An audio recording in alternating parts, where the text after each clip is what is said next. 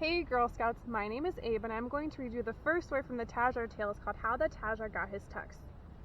Once upon a time there was a Tajar. Do you know what a Tajar is? Well, he's something like a tiger and something like a jaguar and something like a badger.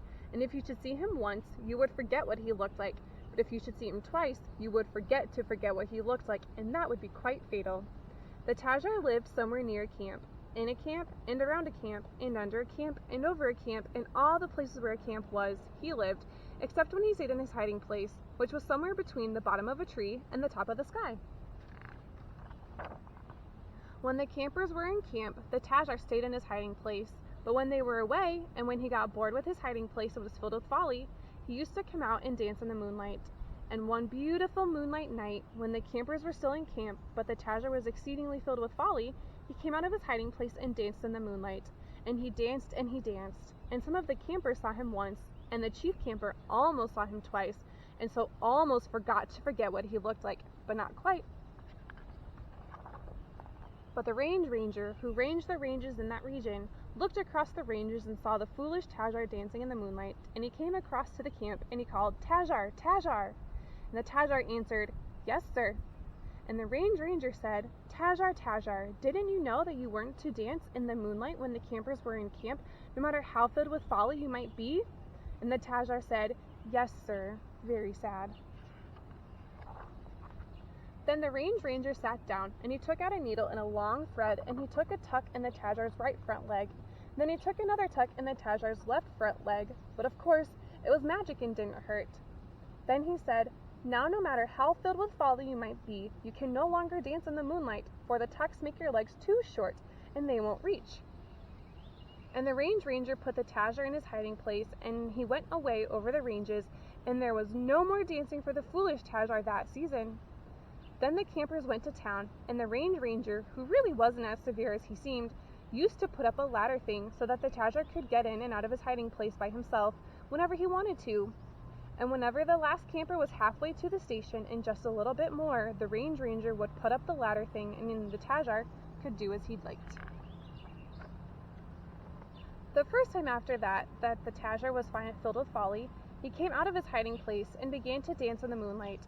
First he tried dancing on his forelegs, the way he used to, but he found that the tucks in his front legs made his dancing uneven, and besides, it made him seasick. He tried dancing on his hind legs, but that made his knees ache. Then he tried dancing on his front legs, but that made him dizzy, and all the folly ran to his head. Then he sat down on the ground and put his head on his knees, and all he needed was a little sympathy to discourage him completely. Presently, the range ranger came along. The Tajar heard him coming and hunched up his shoulders, all the more discouraged. Then the range ranger stood behind him and said, "Tajar, Tajar!" And the Tajar said, "Yes, sir," very sad. And the range ranger said, "I'd never be so simple as to have only one way of amusing myself." And the Tajar said, "Yes, sir," very meek, but he was really very indignant inside.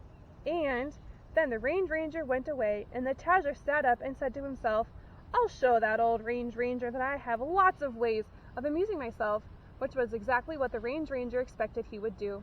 Then the Tajar tried inventing new ways of amusing himself. He thought and he thought.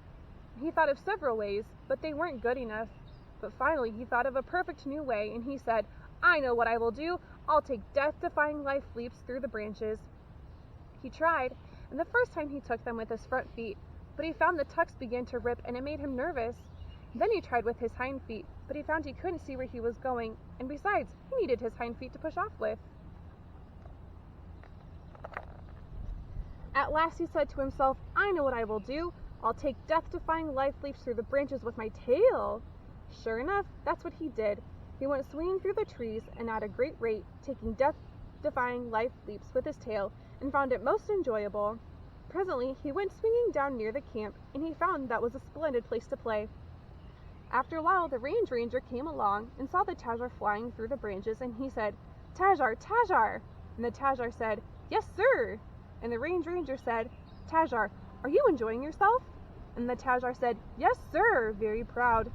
The range ranger said, "Take care you don't tear your tail on some of the nails put in by Kenneth, the tallest camper." And the Tajar said, "Yes, sir," and the range ranger went away. Then the Tajar said to himself, I wonder where the branches are that Kenneth put the nails in. And he went to find out. And he went swinging more and more around the camp. He found that a lovely place to swing was from the old dead tree to the frame over the dining room table. He leaped back and forth, but there was a little nail in the frame, and it caught on his tail, and his tail tore a little, but the Tajar pretended not to notice. But the next time, he took an extra long swing, and his tail caught on that nail, and it tore so badly that it tore all the way through, and a piece of it fell down on the ground on one side of the branch, and the Tajar and the rest of the tail fell down on the other side of the branch. But, of course, it was magic and didn't hurt. The Tajar landed on the ground very hard, and he got up looking very thoughtful. Then the Tajar was much distressed. He picked up the end of his tail and wondered how he could fasten it on. First he tried with safety pins that he found near the camp, but they seemed to tear out. Then he tried with string, but that was too thin. Then he found some tape, and he wound it round and round his tail, and he tied it with string and pinned it all with a safety pin, and he found that it stayed very nicely and was quite secure.